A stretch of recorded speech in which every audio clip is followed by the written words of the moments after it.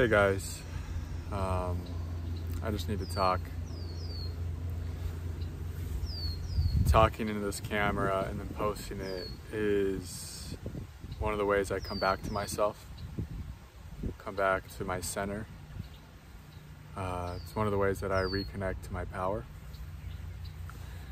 And I've gotten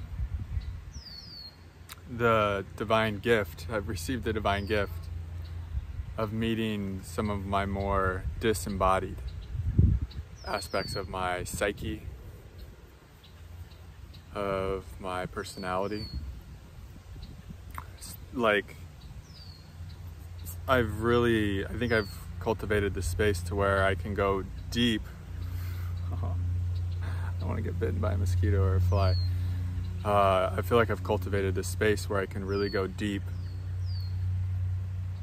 into the parts of myself that have become very separate from love. Some of the more fragmented parts of myself. And these parts they feel deep, deep shame, deep guilt. And they're desperate. These are some of my more desperate aspects of my personality, of my psyche. And they're desperate because they're so far removed from love, from God. And yes, situations and circumstances have played out in such like a perfect way for me to really meet these parts of myself. And I'm still going through it right now. I'm feeling like I'm, just merging and being one with these disembodied parts of myself. And so we can feel when we're touching these places that are really desperate, these places that feel helpless, that are just, deep in shame. Our life can kind of play out in that way too. We can kind of manifest things. We can get kind of overwhelmed, like these disembodied parts when they come up. I mean, these parts are so fragmented, they're so separate from love that when they come up and they're up for us to witness and hold space for, sometimes that they can just overwhelm us and kind of, cause us to act in ways and behave in ways that we didn't even think we were capable of. I know I sabotaged a really important connection to me, and these things can happen, and I'm not beating myself up about it. I mean, there's disappointment and there's sadness that things moved the way they did, but I can also see like I wasn't really in control of how things played out, and I was just doing my best in every moment to meet what was coming up. And so if you're having these really disembodied parts coming up and you're feeling overwhelmed by them and you're acting in ways that after the fact you're like, oh my God, what was that? It's like, it's not your fault, and things were happening to move the way they did. And actually this is the path to a deeper integration, to a deeper connection to God, to your true self. It's like you're bringing all of these fragmented parts home. These deeply disembodied parts are actually getting to be reintegrated into wholeness. And you just kind of got to ride it out. You got to go for the ride. It's really difficult. You just got to go for the ride. It's like when life wants to bring these disembodied parts up, it's going to do whatever it needs to do to bring them up. Maybe you have a major failure or a huge breakup or a massive, what you interpret as a rejection. Anything that is going to really be a catalyst for triggering up these parts of you that are really that feel ashamed, that feel unworthy, that feel bad or wrong, or just that are overwhelmed with guilt. Any kind of way that life can help you bring these up, it's going to do it. So don't take things personally if difficult circumstances are happening, or if you're just not getting what you want, etc. This is life trying to actually bring you into a state of wholeness, into a state of oneness. Life is doing this for you, for your highest good. I know that's what's been happening for me. Just kind of one failure after another, in a sense. It's like I'm having to meet these parts of me that feel unworthy, that feel ashamed, that feel desperate, that feel helpless. It's like they're all coming up and they're acting out through me in certain ways as well. Because sometimes I'll get a bit overwhelmed by them, but I'm just noticing how it's happening. I'm not blaming myself. I'm just noticing like, whoa, this is a really big disembodied aspect of myself that feels a lot of shame. And so yeah, I know it's a gift, and I know I can feel myself becoming more and more embodied in the moment, but it's hard. It's difficult to go into these places. A lot of us are going into places into our psyche that most people would never dare go. And it's well worth it. It's a lot of darkness.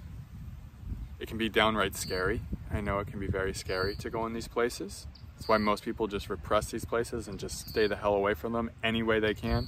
Most people just like do everything they can to succeed and get what they want and build the perfect life so they don't have to face these parts of themselves. But if you're on the awakening journey, life won't even, like, getting chills saying this, life will make it so you can't succeed in those ways, so that you have to face these parts of yourself. It's like your soul came here for these parts of you. So, you know, life is going to make sure that you come into contact with these disembodied aspects of yourself. It's like no matter how hard you try to go around these parts or to create a life so you don't have to feel these parts, it's not going to work. Life is just going to keep disassembling any strategies you're coming up with from on the egoic level to, you know, keep these parts repressed. Life might orchestrate some massive failures, you know? Some failures that you'll look at and be like, fuck, there's nothing I could have done there. Getting so many chills. Failures that you realize, like, damn, I was always gonna fail. That's just like how it was orchestrated. That's how it was designed. It was a setup. It's a setup, guys. This life is a setup. It's set up for you to feel all of these fragmented parts of you. The only purpose of this life in the truest way is for you to come into complete wholeness. Is for you to bring all of these disembodied parts home to source. For you to become this embodied human being. And that's the path to embodiment. Isn't easy. It's painful. It's tough being with these somatic shapes of shame. I know it's so hard not to believe shame, but I've gotten so much better. I want to kind of pat myself on my own back. Like, I've gotten so much better at being with shame and not believing it. I'm noticing more space in my system for shame now. I used to just go right into identification with it and believe all the things it was telling me about myself. But now I just see it as a disembodied aspect of myself that's ready to be acknowledged and met with love. And yes, this part, like I said, they can overwhelm us and we can find ourselves behaving in ways that we didn't even think we were capable of. It can get very messy to become embodied. It can get very messy. But that's just part of the process. And that's not meant to be taken personally, and it's not meant to make yourself bad or wrong. You're just healing. So yeah, I love I made this video because I got lots of goosebumps and grace, and just I felt a lot of love come through for myself, for my human self that's, you know, having to walk this path. It's one thing to know what's happening, to see the bigger picture with your awareness, but it's another to actually have to walk the path, right? To walk the path to becoming embodied. That's a hell of a path. And sometimes we have to walk through hell. It's walking through hell is like meeting your disembodied parts. That's essentially what walking through hell is, because these disembodied parts have been existing in hell. They're in hell. And you have to walk into their reality in a sense. You have to walk into their energy field to bring them back to heaven, to bring them back to source. So when you're going into these disembodied parts of yourself, you can feel like you're in hell, because in a sense you are. You're bringing your light into the parts of you that are trapped in hell, you could say. And it could be from this life, childhood trauma. It could be from past lives. But all of these parts, because shame is hell. Shame is the lowest vibrating energy on earth. It's hell. Guilt is hell. It's right above shame. You know? Unworthiness, it's rooted in shame. not good, wrong, rooted in shame. So like these parts of ourselves, they're in hell, it's hell.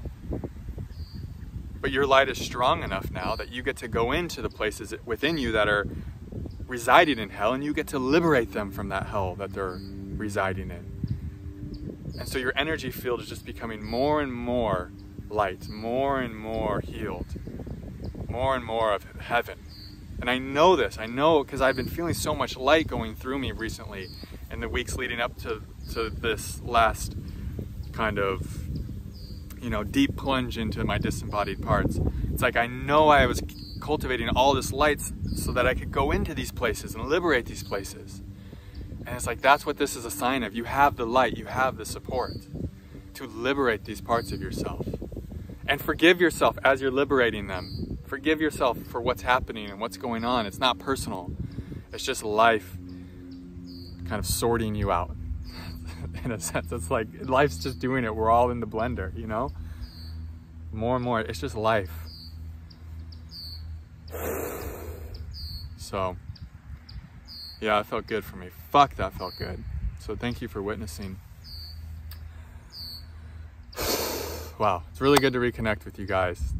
It's nice. It's really nice to share and to be here for you, to be here for myself. And I feel so blessed, actually. I feel blessed that we're doing this. I feel blessed that we're bringing these disembodied parts home, that we're bringing these fragmented parts into wholeness. It's such a joy. I know our lives can look kind of messy and chaotic as it's happening, but I can feel everything coming back into this really beautiful harmony and balance as we continue to do this healing work. Not only for ourselves, but for Earth. I can feel it happening. I know it looks a certain way. I know all of our lives might look a certain way. We might feel like they're kind of chaotic and messy. We might look out at Earth and be like, what the fuck is going on? So many chills. But I can sense that there's this organizing principle happening within it all. This organizing, intelligent force. Like I could just feel like the universe is just moving towards more harmony, moving towards more peace and love, like in a holistic sense, because it can't move anywhere else. That's of course where it's moving. Because the universe's nature is love. So it's always moving towards more of this loving type of organization of energy and yeah, just kind of like behavior. It's like the Earth is one organism, like we're all one organism. And as you're bringing all of these parts of yourself, these repressed parts of yourself that have been residing in hell, as you're bringing them back into wholeness, it's like you're doing that for the one. We're all doing this. It's like we're one organism working as a team doing this. I know I keep saying it, but I have just like one big goosebump this whole video. Thank God I decided to do this. I didn't even really decide to do this. It just had to happen. Source was like, you have to shoot a video right now, sir. Yeah, man, yeah. I think I've said enough. I love you guys. If this work brings you value and helps support your process, and you'd like to donate to me, that is so greatly appreciated. And I have links in the description box to do so. I also have some pretty good availability for one-on-one sessions. So there's a link to schedule one of those with me as well. If you're needing a little extra presence and a little extra space to help bring, you know, your repressed and disembodied parts of yourself home to the light, I'm happy to offer that service to you. But yeah, other than that, just thanks for being here. Sending you all so much love, so much support, and I will see you in the next video. Namaste.